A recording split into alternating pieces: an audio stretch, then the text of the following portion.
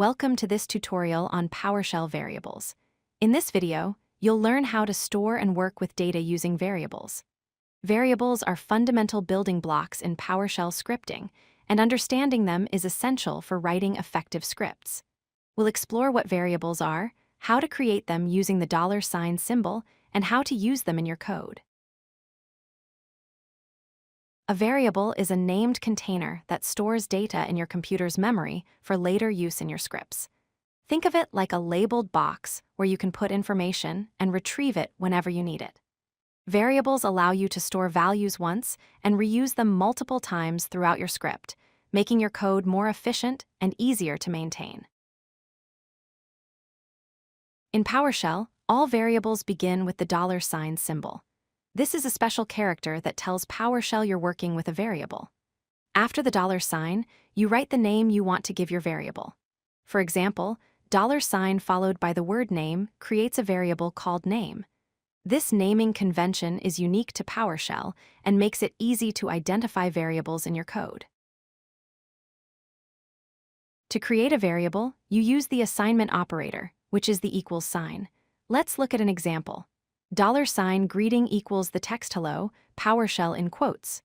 This statement creates a variable called greeting and stores the text hello, PowerShell inside it.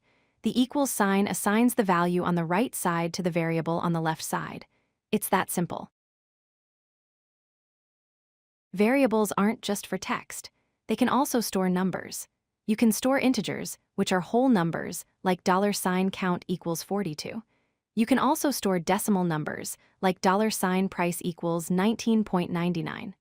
PowerShell automatically understands what type of data you're storing, so you don't need to specify whether it's text or a number. Once you've created a variable, you can use it anywhere in your script. To retrieve the value stored in a variable, simply reference its name with the $sign. In this example, we create a variable called name and store the text Alice. Then, we use the write host command followed by $sign name to display the stored value. PowerShell will output Alice because that's what we stored in the variable. Variables become even more powerful when you perform operations with them. You can use variables in calculations and store the results in new variables. Here, we create two variables, $x equals 10 and $y equals 5. Then we create a third variable called sum that adds x and y together. The sum variable will contain the value 15. This shows how variables can work together to perform calculations. Let's recap what we've learned. First, always use the $sign to declare and reference variables in PowerShell. Second, use the equals sign to assign values to your variables. Third, variables can be reused and updated throughout your script as many times as needed. And finally, variables can store any data type, including text, numbers, and more complex objects. With these fundamentals, you're ready to start using variables in your PowerShell scripts. Thank you for watching. If you like this video, hit that like button and don't forget to subscribe.